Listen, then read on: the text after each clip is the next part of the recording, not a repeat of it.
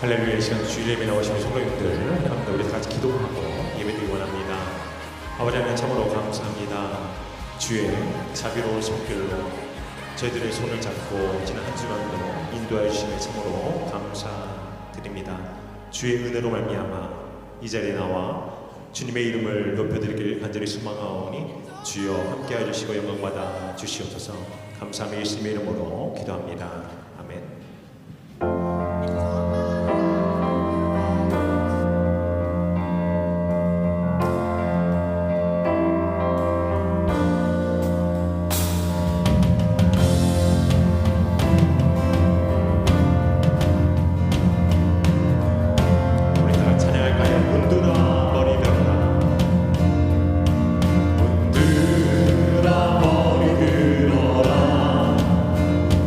들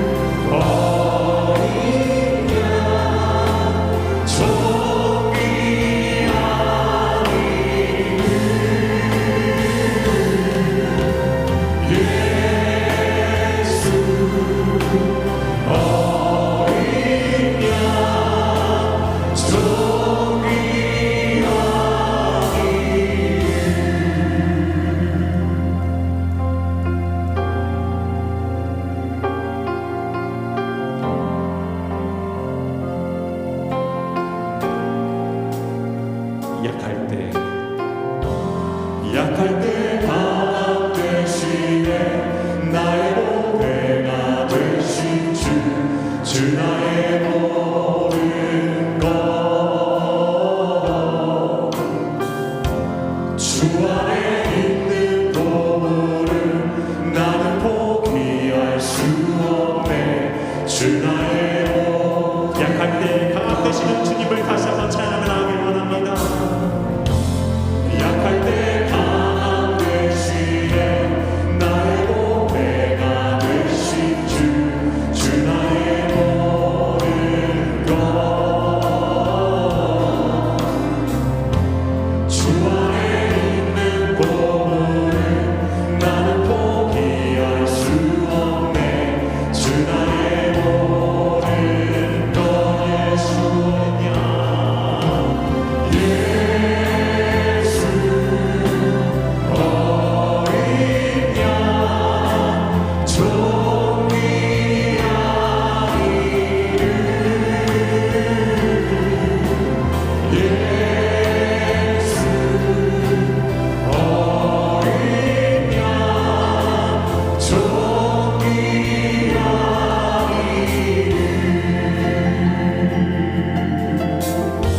십자가 죄사하셨네 십자가 죄사하셨네 주님의 이름 찬양해 주 나의 모든 것 쓰러진 나를 세우고 나의 빈잔을 채우네 주 나의 모든 예수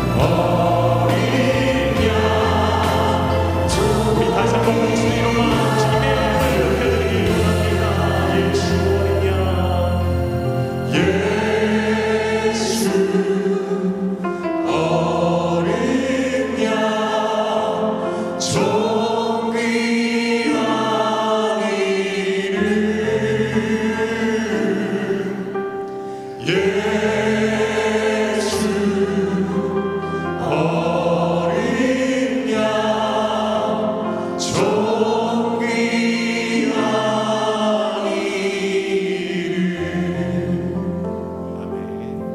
우리 다 같이 자리에서 일어나셔서 찬양 부르시기를 원합니다.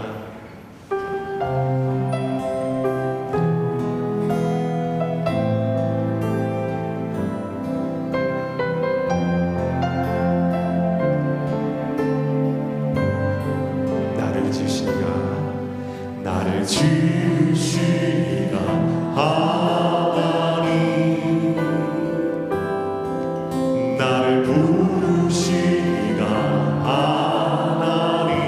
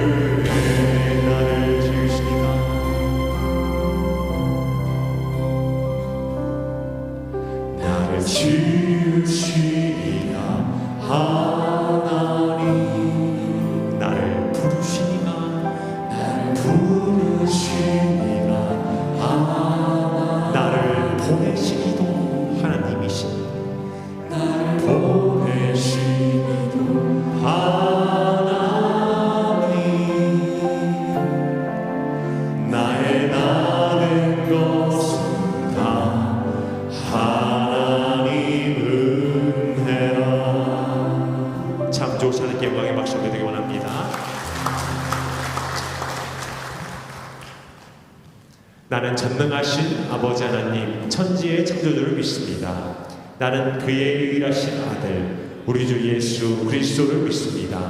그는 성령으로 잉태되어 동정녀 마리아에게서 나시고 본디오 빌라도에게 고난을 받아 십자가에 못 박혀 죽으시고 장사된 지 사흘 만에 죽은 자 가운데서 다시 살아나셨으며 하늘에 오르시어 전능하신 아버지 하나님 우편에 앉아 계시다가 거기로부터 살아있는 자와 죽은 자를 심판하러 오십니다. 나는 성령을 믿으며 거룩한 공교회와 성도의 교제와 죄를 용서받는 것과 몸의 부활과 영생을 믿습니다. 아멘.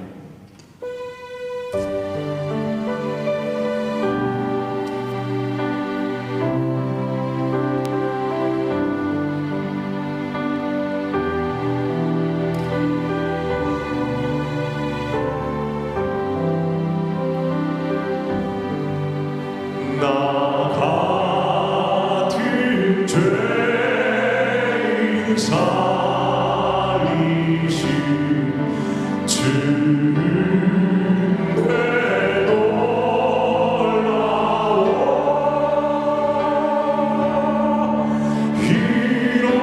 잃었던 생명 찾았고 광명을 걸어내 큰 죄악에서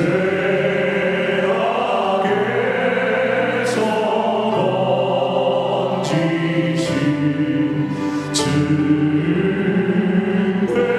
고마워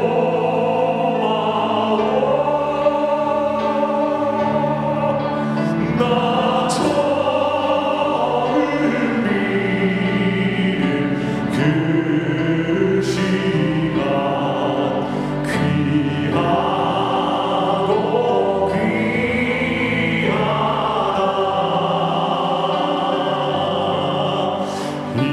이제껏 내가 산 것도 주님의 은혜라 또 나를 장차 본향에 인도해 주시니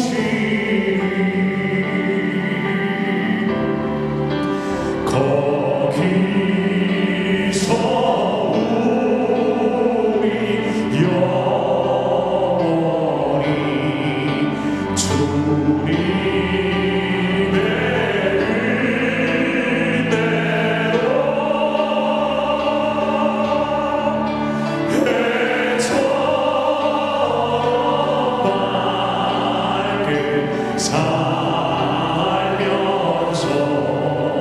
주 찬양하리라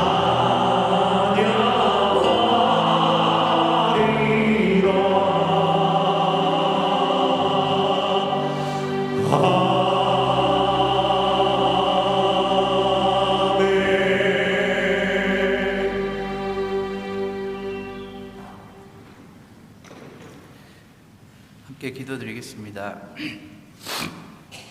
하나님 아버지 감사합니다. 지난 한 주도 은혜 가운데 저희와 함께하여 주시고 오늘 교회에 모여 주일 예배를 드릴 수 있게 허락하시고 인도하여 주심 감사와 찬양을 올려드립니다. 주님, 저희가 주님의 뜻대로 살기를 소망하며 노력하지만 때로는 넘어지고 실수합니다. 저희를 용서하시고 긍휼히 여겨주소서. 날마다 말씀 안에 거하며 성령의 인도하심을 따라 살아갈 수 있도록 성령 충만의 은혜를 더하여 주소서. 하나님 아버지, 육체적, 경제적, 심리적 어려움과 여러 문제로 힘들어하는 지체들이 있습니다. 저희보다 저희를 더 잘 아시는 주님, 치유의 손길로 고쳐주시고 아버지의 따뜻한 품으로 위로하여 주소서. 약속의 말씀으로 새 힘을 얻게 하여 주시기를 간절히 소망합니다. 하나님, 오늘 드려지는 교회학교 졸업 감사 연합 예배가 가운데 함께 하시어 모든 순서가 하나님께 드려지는 온전하고 아름다운 감사와 찬양이 되게 하여 주소서.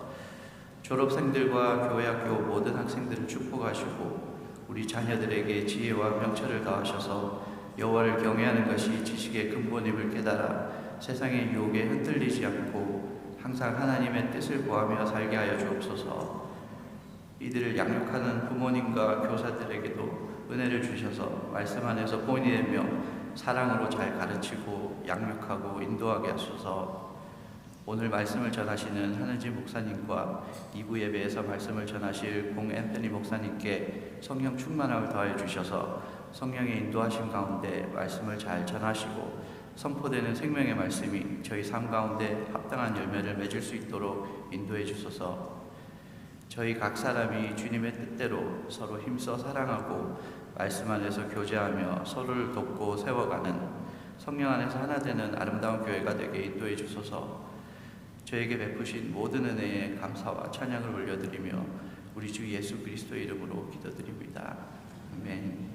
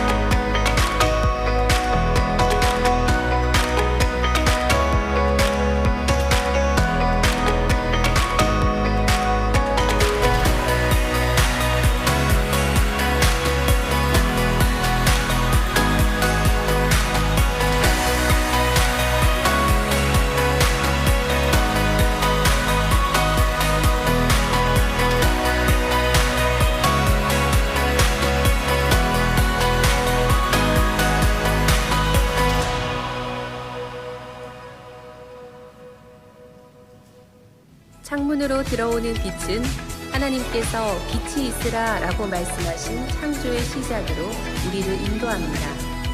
빛이 있기 때문에 우리는 분명하게 볼 수 있습니다. 일루미네이션 스테이션은 예수님이 진정 누구신지 비추는 빛을 밝힙니다. 예수님은 세상의 빛이십니다. 단순히 듣는 것만으로는 충분하지 않습니다. 직접 그 빛을 경험해 보세요. I wanna go. Let's go, let's go.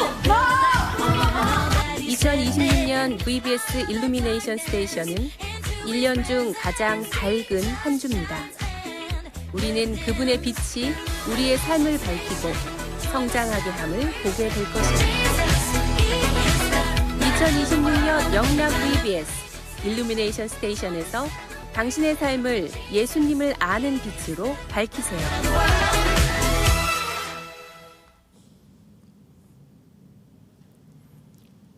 우리 다 같이 봉구절 읽겠습니다.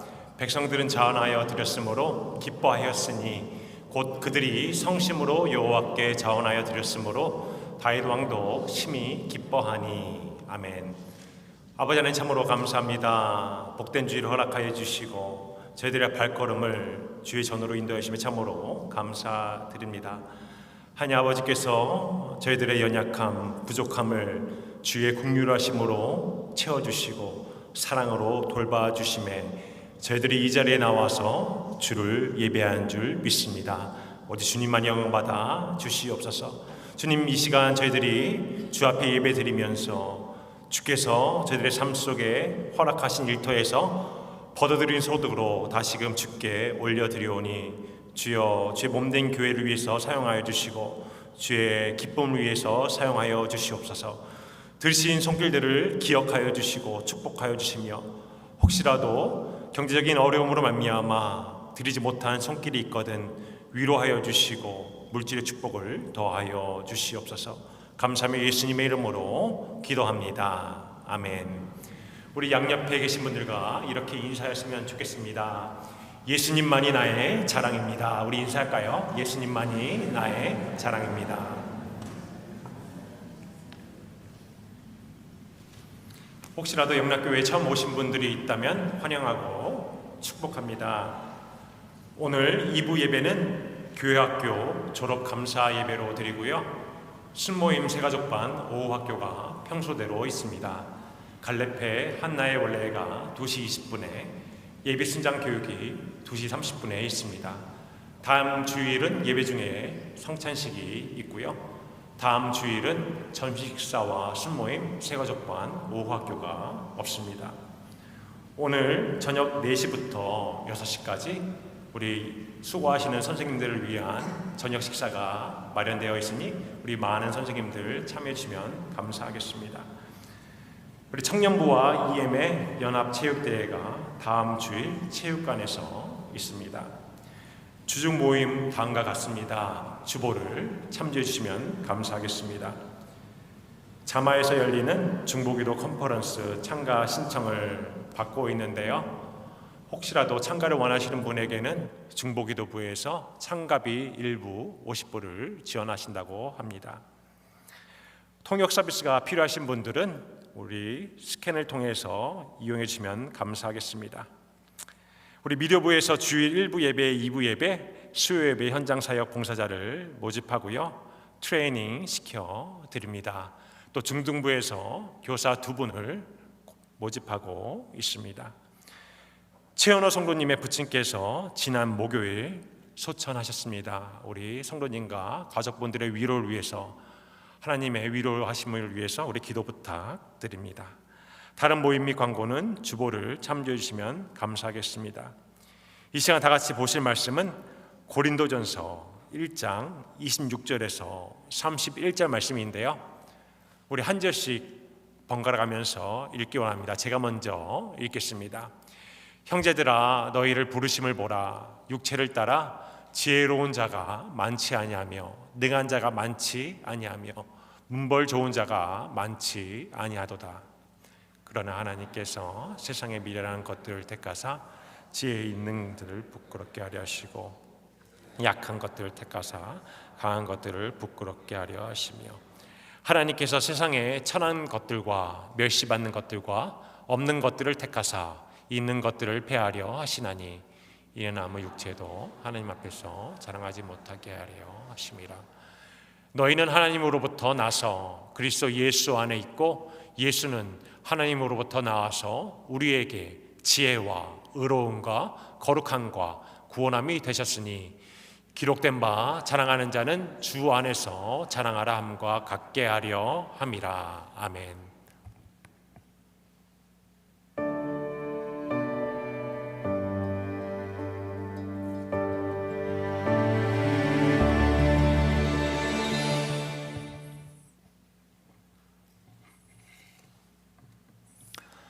저 오늘 본문에서 눈에 띄는 단어가 있는데요, 자랑입니다. 이 짧은 본문 안에 자랑이라는 말이 3번 나오고 있습니다. 29절에서는 이는 아무 육체도 하나님 앞에서 자랑하지 못하게 하려 하심이라 그렇게 말씀하고 있고, 31절에서는 자랑하는 자는 주 안에서 자랑하라 이렇게 2번에 걸쳐서 이야기합니다. 자, 얼마 전 이 둘째 아이 학교에서 제가 연락을 받았습니다. 둘째가 이제 학생들 앞에서 상을 받는다는 거예요. 그래서 제가 아니 전학 온 지 2달밖에 안 됐는데 무슨 상을 받습니까? 왜 상을 받아야 라고 제가 물어봤어요. 그러니까 하는 이야기가 학교에서 친구들하고 너무 잘 지낸대요. 그리고 공부도 열심히 잘하고 무엇보다도 선생님한테 너무나 순종을 잘하고 너무 잘한다고, 그래서 상을 주게 되었다고 이야기하더군요. 그 이야기를 들으니까 참 기특하기도 하고 그리고 감사하기도 했습니다. 그런데 여러분, 이런 이야기는 자랑일까요? 아닐까요? 자랑입니까? 자, 누군가가 아이가 학교에서 잘 적응하고 있나요? 라고 이제 물어볼 때 네, 감사하게도 잘 적응하고 있습니다. 온 지 얼마 안 됐는데 상도 받았어요 라고 말하는 것이 과연 성경에서 그 많은 자랑일까요? 자, 오늘 본문은 우리에게 자랑에 대한 성경적인 관점을 우리에게 알려주고 있습니다. 무엇을 자랑하지 말아야 하는지, 그리고 무엇을 자랑해야 하는지 그 부분에 대해서 분명하게 가르쳐 주고 있습니다. 그래서 오늘 아침 성도의 자랑은 오직 예수 그리스도 뿐입니다 라는 제목으로 함께 말씀을 나누실 것인데요, 먼저 왜 우리가 예수님만 자랑해야 하는지, 그리고 어떻게 예수님만 자랑할 수 있는지에 대해서 함께 살펴보며 우리를 조건이 아니라 은혜로 부르시고 그리스도 안에 있게 하신 그 하나님의 뜻을 깨닫는 시간 되기를 주님의 이름으로 축원드립니다. 자, 먼저 첫 번째로 왜 우리가 예수님만 자랑해야 하는지 한번 생각해 보겠습니다. 왜 우리는 예수님만 자랑해야 할까요? 왜 우리는 예수님만 자랑해야 할까요? 그것은 우리의 구원이 조건이 아니라 은혜이기 때문입니다. 여러분, 만일 하나님께서 사람의 조건을 따라 구원하셨다면 여기에 구원받을 수 있는 사람은 아무도 없을 것입니다. 오늘 본문 26절에서 이렇게 말씀하고 있어요. 형제들아, 너희를 부르심을 보라. 바울이 고린도 교회 성도들한테 여러분들을 부르심을 보세요 라고 하면서 그들이 어떻게 구원받았는지, 그들이 어떤 상태에 있던 사람이었는지를 알려줍니다. 그래서 이어서 말하죠. 여러분은 육체를 따라, 그러니까 세상의 관점에서 볼 때 지혜로운 자가 많지 않고 능한 자도 많지 않고 그리고 문벌 좋은 자도 많지 않다라고 이야기하죠. 그 세상 사람들의 기준으로 볼 때에는 고린도 교회에 인정받는 지식인이, 정치가와 같은 영향력 있는 인물이, 그리고 지체 높은 가문에 속한 자, 곧 귀족이 별로, 아니 거의 없었다라는 뜻입니다. 자, 이 말만 들으면 그들이 단순히 이제 교회 밖에 있는 사람들보다 비교적 부족하다라고 들릴 수도 있겠죠. 비교적 부족하다. 그렇지만 이어지는 바울의 설명을 들으면 그들이 실제적으로 어떠한 처지에 있던 사람들이었는지 우리가 분명하게 유추해 볼 수가 있습니다. 27절과 28절을 보겠습니다. 27절과 28절의 말씀을 함께 보겠습니다. 그러나 하나님께서 세상의 미련한 것들을 택하사 지혜 있는 자들을 부끄럽게 하려 하시고 세상의 약한 것들을 택하사 강한 것들을 부끄럽게 하려 하시며 하나님께서 세상의 천한 것들과 멸시받는 것들과 없는 것들을 택하사 있는 것들을 폐하려 하시나니. 제가 색깔한 부분들 좀 집중해서 봐주시기 바랍니다. 사도 바울도 의도적으로 저런 단어를 쓰고 있습니다. 자, 우리가 성경을 읽을 때 당시의 상황을 머릿속에 그리면서 읽으면 본문이 조금 더 선명하게 입체적으로 다가올 때가 있는데요, 오늘 본문이 바로 그러한 말씀입니다. 당시 고린도는 상업이 발달한 로마의 식민 도시였습니다. 그래서 그 안에는 다양한 계층의 사람들이 함께 살아가고 있었습니다. 떠오르는 신흥 도시였어요. 마치 달라스와 같은 곳이었습니다. 사람들이 모이는 곳, 그래서 활발한 곳, 그래서 경제가 번성하는 곳, 사람들이 자신들의 꿈을 성취하기 위해서 모이는 곳, 그래서 자기 자신을 높이는 사람들이 많아지는 곳, 어떻게든 한번 잘 살아보겠다, 그러한 마음이 팽배한 곳이 고린도였습니다. 그래서 고린도 교회 안에도 조금 전에 말씀에서 보았지만 비교적 여유 있고 영향력 있는 사람들이 없지는 않았습니다. 있기는 했습니다. 그러나 고린도 교회 성도의 대부분은 당시 사회의 주류에 속한 자들이 아니었습니다. 그들 가운데 대부분은 실제적으로 당시 사람들로부터 멸시받고 천대받고 대접받지 못하던 사람들이었습니다. 그들 중에는 기회의 도시였던 고린도로 찾아온 평범한 상인들과 그리고 일꾼들이 있었고, 노예에서 막 해방된 사람들도 있었으며 노예로서 주인에 묶인 자도 교회 안에 있었습니다. 그래서 바울이 의도적으로 사용한 이 미련한 자, 약한 자, 천한 자, 멸시받는 자, 있는 자, 이러한 단어는 당시 고린도 교회 성도들의 사회적인 신분을 그대로 반영하고 있습니다. 그러나 그런 그들을 자격과 상관없이 하나님께서 불러주셨습니다. 바울이 말하고 있죠. 형제들아, 너희를 부르심을 보라. 너희를 부르심을 보라. 하나님께서 그들을, 자격 없는 그들을, 세상의 관점으로 볼 때 아무것도 아닌 그들을 만나 주셨습니다. 조건 없이 만나 주셨습니다. 그렇기에 그 누구도 하나님의 부르심 앞에 자랑할 수가 없는 것이죠. 왜냐하면 이 구원으로의 부르심은 전적인, 인간의 노력이 1도 섞이지 않은 전적인 하나님의 은혜이기 때문입니다. 자, 얼마 전에 제가 한국의 결혼정보회사에서 사람들에게 점수 매기는 그 이야기를 들은 적이 있습니다. 여러분도 들어보셨나요 혹시? 결혼을 위한 조건이 얼마나 높은지 깜짝 놀랐습니다. 여러분, 학력, 직업, 연봉, 집안, 재산, 나이, 심지어 외모까지. 외모에는 뭐 여성분의 외모도 있지만 남성분의 외모도 있습니다. 남자는 키가 좀 어느 정도 커야 되고, 또 이런 말씀 드리면 그럴 수도 있는데 이 머리카락의 유무까지도 이 점수로 등급화된다고 그렇게 하더군요.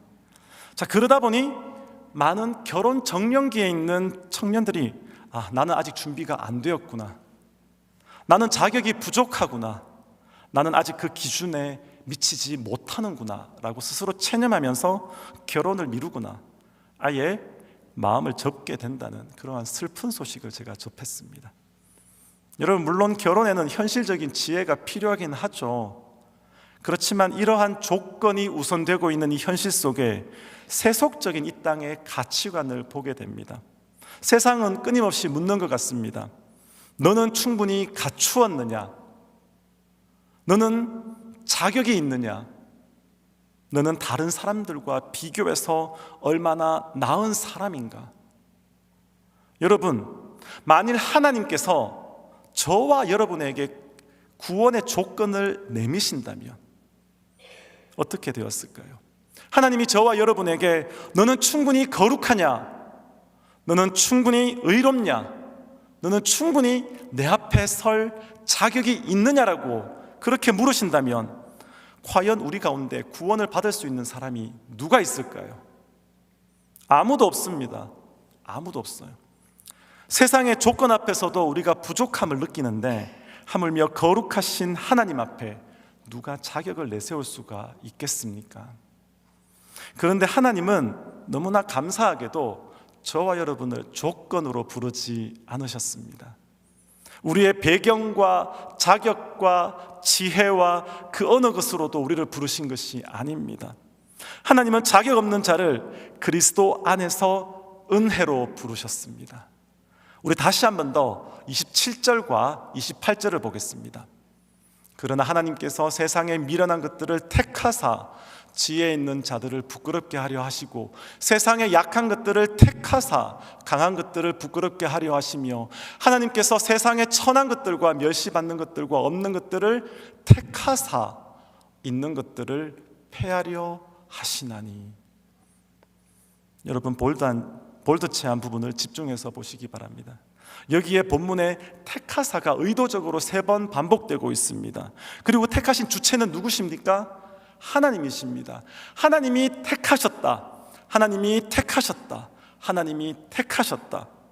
하나님께서 부르셨다. 하나님께서 구원을 선물로 주셨다. 지금 이 본문은 구원이 전적으로 하나님께 있음을 의도적으로 우리에게 강조해 주고 있습니다. 그리고 이 말씀을 통해 저와 여러분이 깨닫게 되는 것은 하나님의 그 부르심 앞에 그 누구도 자신의 공로를 자랑할 수 없다라는 사실입니다. 우리 모두는 하나님 앞에 빈손으로 서 있습니다. 그리고 하나님이 부르시면 하나님 앞에 빈손으로 돌아가는 존재입니다. 인간의 그 어떤 지혜로도 부로도 힘으로도 영향력도 우리를 구원하신 하나님 앞에 조건으로 내어놓을 수 없습니다. 그래서 바울이 29절에서 이렇게 말씀합니다. 이는 아무 육체도 하나님 앞에서 자랑하지 못하게 하려 하심이라. 여러분, 이 말씀은 고린도 교회 성도뿐만 아니라 저와 여러분에게 너무나 큰 위로의 말씀입니다. 세상에서는 멸시받고 천대받고 대접받지 못하던 그들을 하나님께서 그리스도 안에서 은혜로 불러주셨습니다. 세상은 그들을 멸시했지만 하나님은 그들을 자기 백성으로 삼아 주셨습니다. 그보다 더 큰 은혜가 어디 있습니까? 그러니 어찌 감사하지 않을 수가 있겠습니까? 어찌 감사하는 우리가 우리의 모습을 하나님 앞에 자랑할 수가 있겠습니까? 그런데 여러분, 여기서 우리는 바울이 왜 이 편지를 쓰고 있는지 그 이유를 한번 생각해 볼 필요가 있습니다. 여기까지의 내용, 여기까지 함께 나눈 이 설교 말씀만 보면 바울이 자신이 개척했던 고린도 교회를 향해서 너희가 은혜로 구원받았으니 그 은혜를 베푸신 하나님을 더 열심히 섬기라고 하는 권면하는 말씀으로만 들릴 수도 있습니다. 물론 그것도 맞는 말입니다. 권면하고 있습니다. 그러나 고린도 전서 전체의 흐름과 문맥을 살펴보면 이 말씀은 단순한 권면이 아니라 책망의 말씀입니다. 왜냐하면 전적인 하나님의 은혜로 시작했던 고린도 교회가 지금 다시 옛날의 습관으로 돌아가고 있었기 때문입니다. 세상의 기준으로 자랑할 것이 없었던 그들을 하나님께서 은혜로 불러주셨는데 그들은 다시 자신들이 살아가고 있던 그 고린도 사회의 세상의 방식으로 하나님의 몸된 교회를 움직이고 있었던 것입니다. 다시 사람을 자랑하고 편을 가르고 자기 세력을 만들면서 그리스도의 몸된 교회를 찍고 있었습니다. 우리 고린도전서 1장 11절과 12절 말씀을 보도록 하겠습니다. 내 형제들아, 글로의 지편으로 너희에 대한 말이 내게 들리니 곧 너희 가운데 분쟁이 있다는 것이라. 내가 이것을 말하거니와 너희가 각각 이르되 나는 바울에게, 나는 아볼로에게, 나는 게바에게, 나는 그리스도에게 속한 자라 한다는 것이니. 여러분, 겉으로 보면 얼핏 보면 단순히 어떤 사역자를 더 좋아하느냐의 문제로 보일 수도 있습니다. 어떤 사람은 사도 바울의 사도적인 권위와 그리고 능력을 중요하게 여겼을 수도 있고, 또 어떤 사람은 아볼로의 탁월한 언변과 깊이 있는 가르침에 끌렸을 수도 있습니다. 또 어떤 사람은 게바, 곧 베드로가 가진 예루살렘 교회와의 연결성, 즉 유대적 전통과의 관계, 왜냐하면 베드로는 유대인이었기 때문에 그것을 더 귀하게 여겼을 수도 있습니다.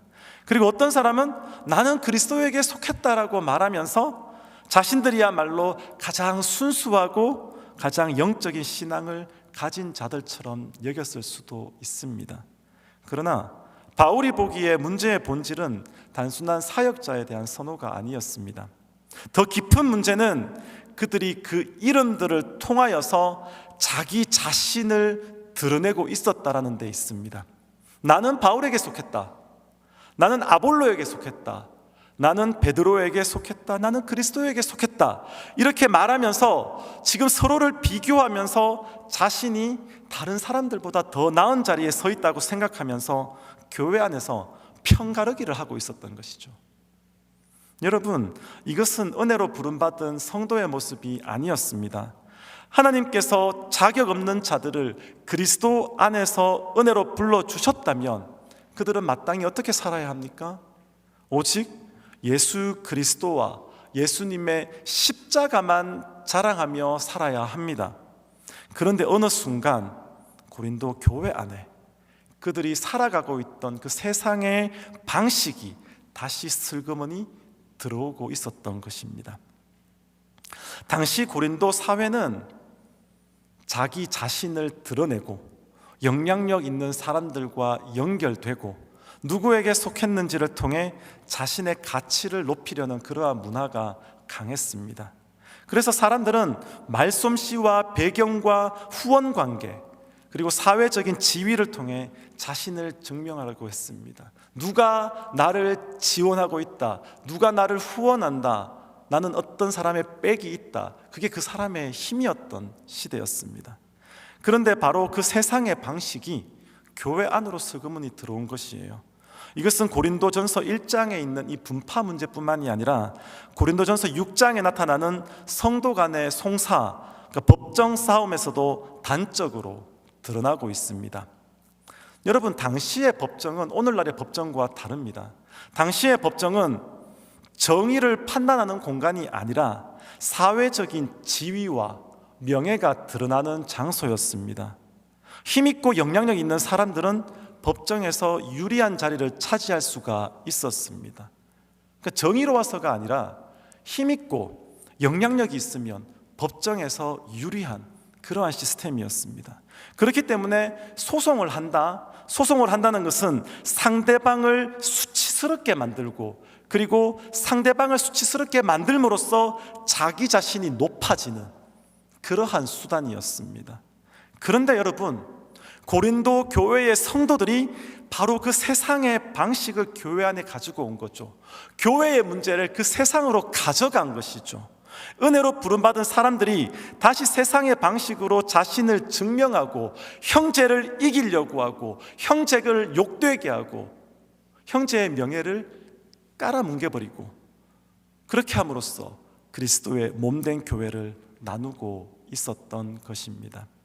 이 맥락을 이해할 때 29절 말씀이 더 선명하게 우리에게 들립니다.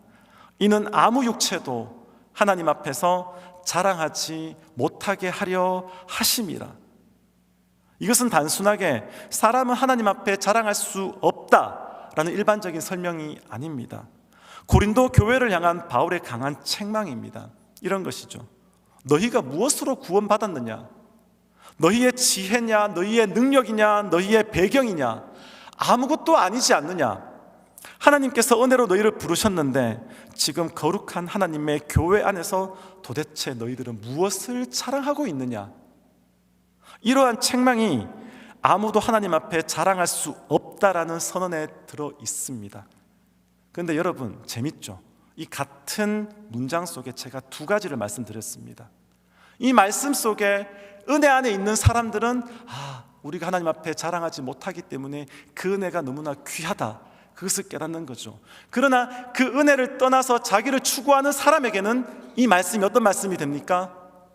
책망하는 말씀이 됩니다.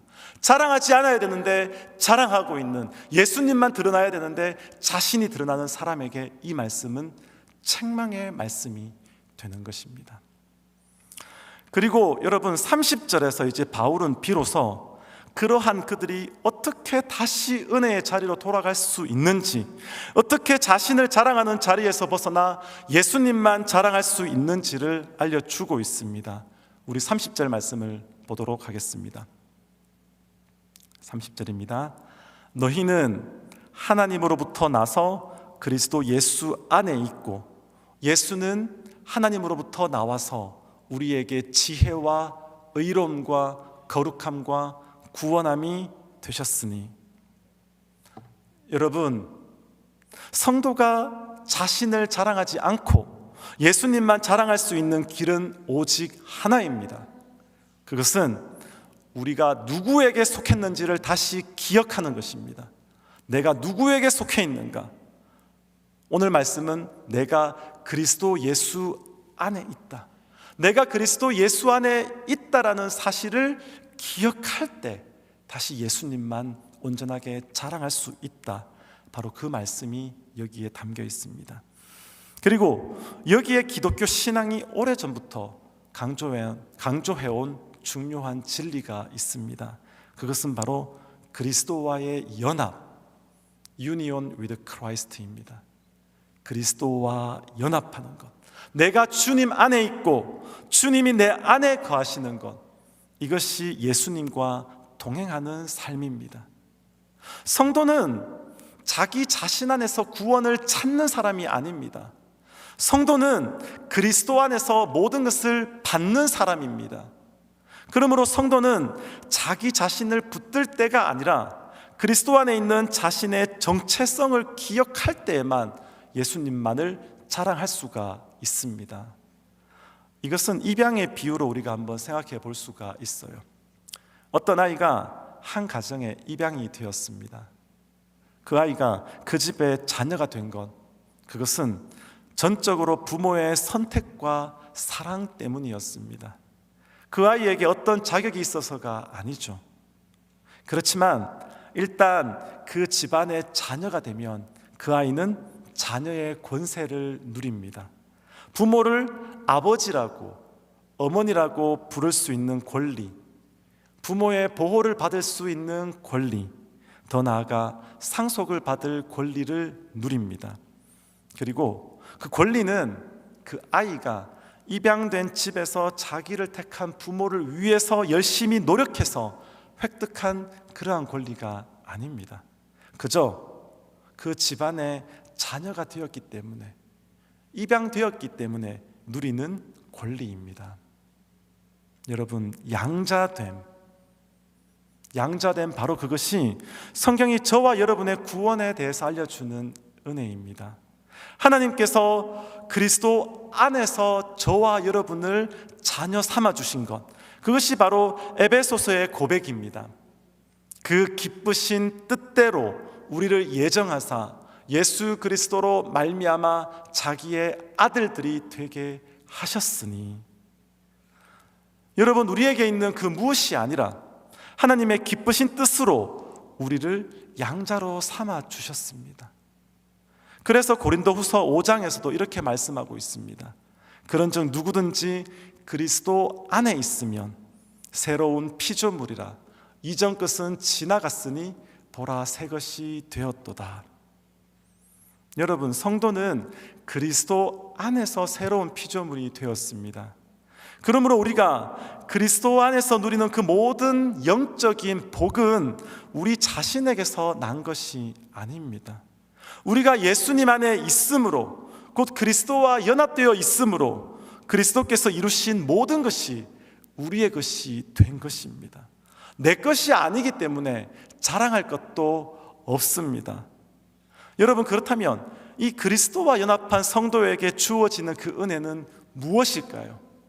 바울은 그것을 30절 하반부에서 우리에게 분명하게 말해주고 있습니다. 30절 하반부입니다. 예수는 하나님으로부터 나와서 우리에게 지혜와 의로움과 거룩함과 구원함이 되셨으니. 자, 여러분 본문을 보시면 예수님께서 우리의 지혜, 의로움, 거룩함, 구원함이 되셨다라고 말씀하고 있습니다. 그러나 우리가 원문의 의미를 조금 더 자세히 살려서 읽으면 바울은 먼저 예수 그리스도께서 하나님으로부터 나온 우리의 지혜이며 그 지혜이신 그리스도 안에 우리가 의로움과 거룩함과 그리고 구속함을 얻게 되었다라고 선언해 주고 있습니다. 곧 우리에게 있는 이 의로움과 거룩함과 구속함은 지혜의 열매입니다.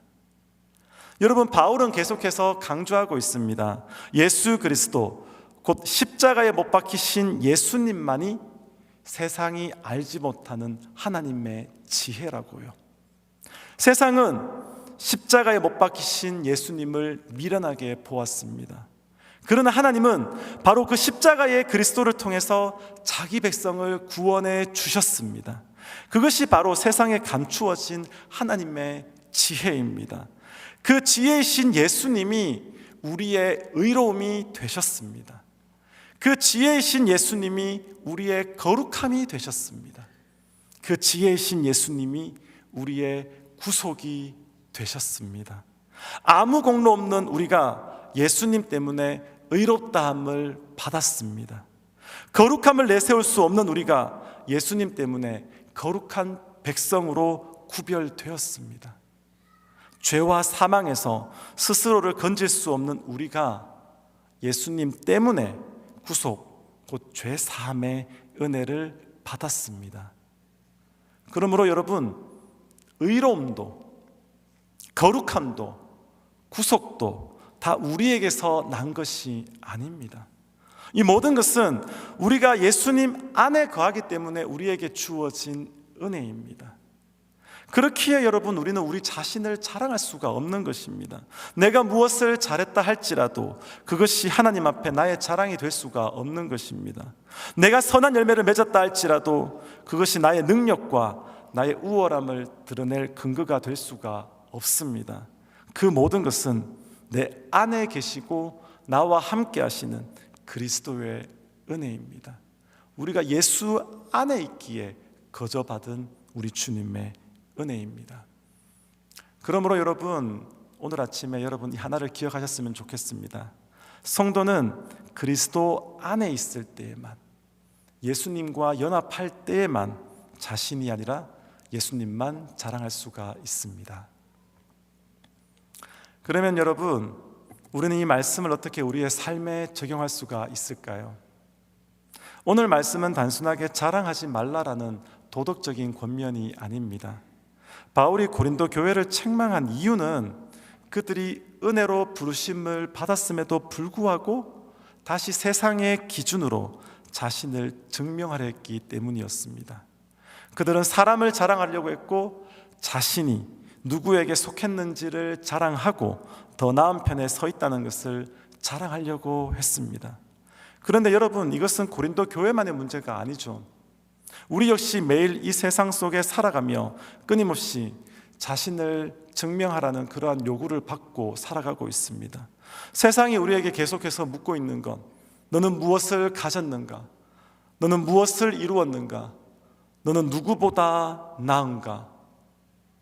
이 세상은 우리에게 더 많은 것을 가져야 하고 더 높이 올라가야 하며 더 나은 사람처럼 보여야 한다고 끊임없이 우리에게 주입합니다. 그래서 우리는 어느새 우리의 자녀와 가정, 그리고 신앙생활과 사회계까지도 나를 증명하는 도구로 삼으려고 할 때가 있습니다. 그러나 오늘 성경은 우리에게 전혀 다른 말을 우리에게 알려주고 있죠. 너는 그리스도 안에 있다. 너는 예수 안에 있다. 예수님께서 너의 의로움과 거룩함과 구속함이 되셨다.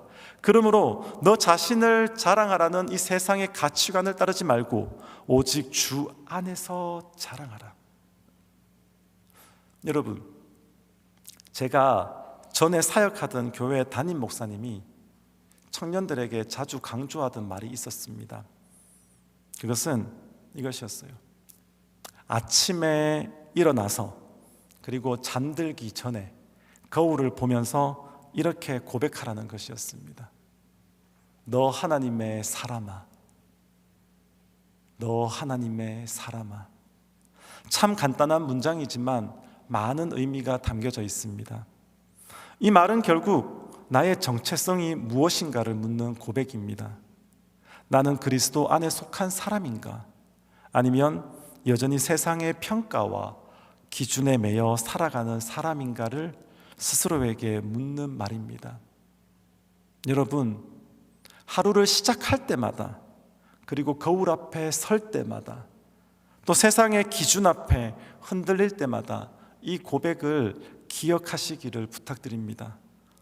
너 하나님의 사람아, 너 하나님의 사람아. 그리고 여러분 자녀들에게도 이것을 가르쳐야 합니다.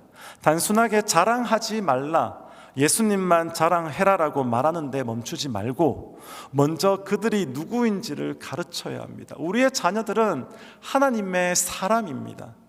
하나님의 자녀입니다. 그렇게 우리의 자녀들에게 너는 하나님의 사람이다, 너는 예수님 안에 있는 사람이다, 너는 세상의 기준으로 증명되는 사람이 아니라 예수님 안에서 은혜로 부르심을 받은 하나님의 사람이다, 그렇게 가르쳐야 합니다. 그러면 자랑할 일이 생겨도 자랑하지 않게 됩니다. 상을 받고 좋은 결과를 얻고 사람들에게 칭찬을 받더라도 그 마음이 자기 자신에게 머물러 있지 않습니다. 왜냐하면 예수님 안에 있기 때문입니다. 이 모든 것을 이루어 주신 예수님을 바라보기 때문입니다. 그래서 하나님께서 내게 은혜를 주셨구나, 주님께서 나를 도와주셨구나, 내가 예수님 안에서 이 은혜를 누리는구나 라고 고백할 수가 있게 됩니다. 이것이 주 안에서 자랑하는 삶입니다. 오늘 이 시간 이 고백이 저와 여러분의 마음속에 깊이 새겨지기를 부탁드립니다. 세상의 지혜와 기준에 얽매이지 말고 우리의 조건과 성취를 자랑하지 말고 오직 하나님의 지혜이시며 우리의 의로움과 거룩함과 구속이 되신 우리 주 예수 그리스도만 자랑하는 저와 여러분 되시기를 주님의 이름으로 축원드립니다. 우리 다 함께 일어나셔서 찬양하시도록 하겠습니다.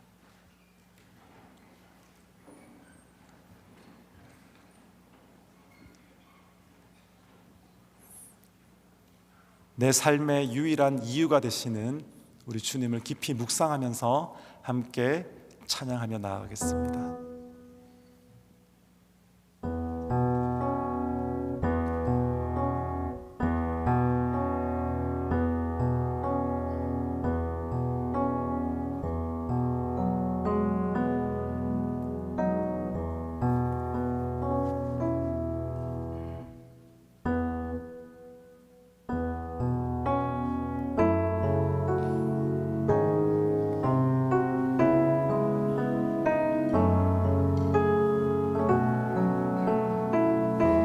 예수는 내 힘이요, 예수는 내 힘이요, 나의 기쁨, 내 찬송함, 그 이름의 생명이 내 삶의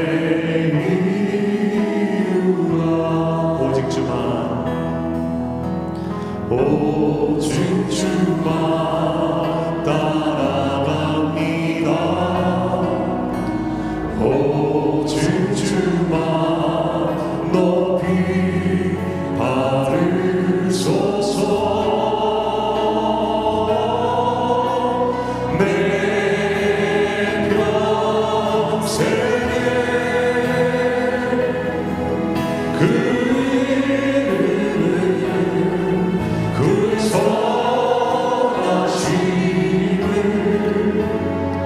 세상에 노래합니다.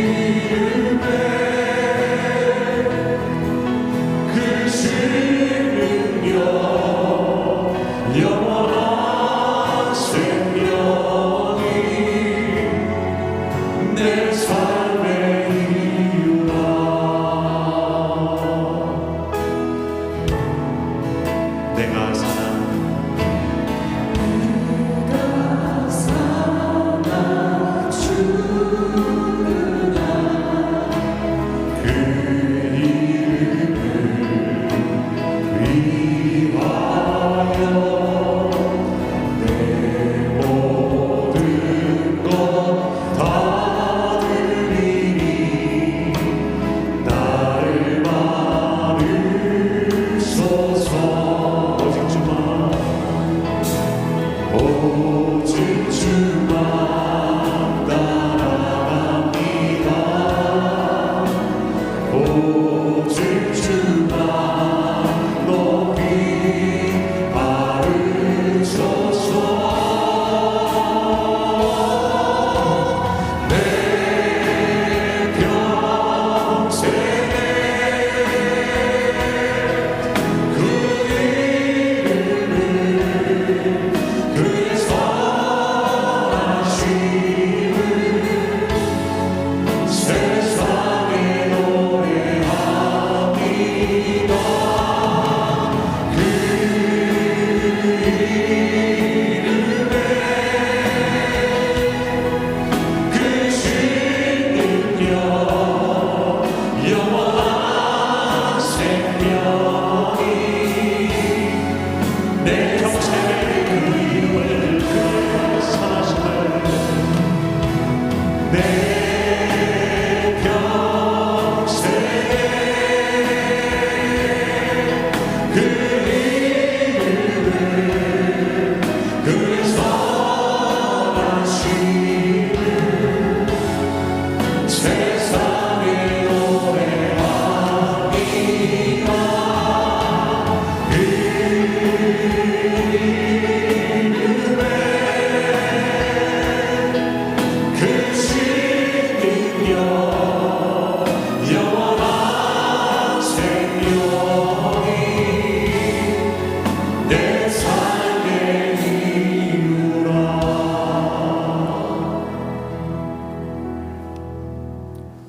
지금은 우리 주 예수 그리스도의 은혜와 하나님 아버지의 사랑과 성령의 위로 교통하신 은혜가 주님 안에 거하며 나 자신이 아니라 주님만 나타내기로, 주님만 드러내기로 작정하는 주의 성도들 머리 위에 지금부터 영원까지 함께 있을지어다.